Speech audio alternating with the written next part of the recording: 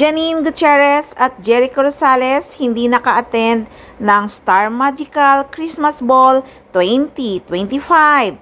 Usap-usapan nga ngayon ang Econy na hindi daw naka-attend sa Christmas Magical Ball 2025. Samantalang isa sila sa naka-line up na mga big star para sa red carpet.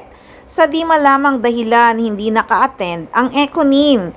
Siyempre, usap-usapan ngayon at dismayado ang mga fans ng Econy. Samantalang lagi naman silang uma-attend ng event, lalo na sa ABS-CBN.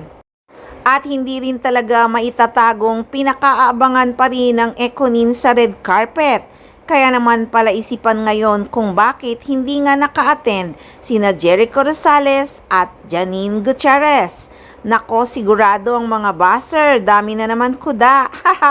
May nagsabi pa nga na baka may iniiwasan. Ha? Sinong iniiwasan? Sila pa ba ang iiwas? Maligaya sila at deadma sa lahat ng mga negative vibes.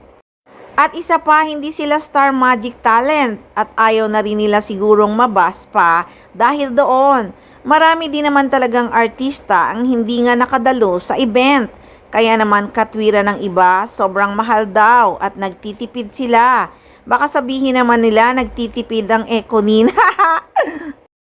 Nako, may malaking dahilan siguro ang Econy kaya hindi talaga naka-attend ng Star Magical Christmas Ball 2025.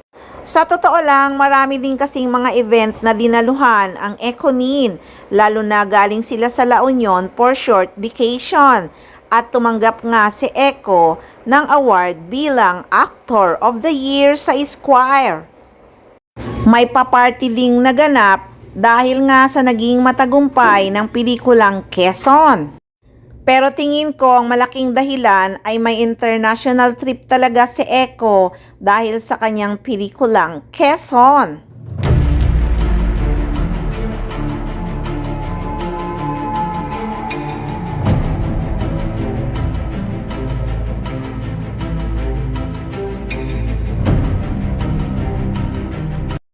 Mukhang yun talaga ang naging dahilan, sobrang busy talaga si Jericho Rosales.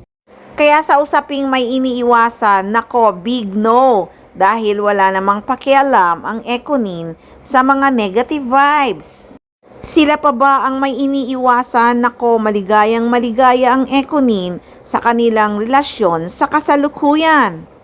Dismayado man ang kanilang mga fans, siguro naman ay naiintindihan din nila na maraming events na dinaluhan ang Econy sa mga nagdaang araw.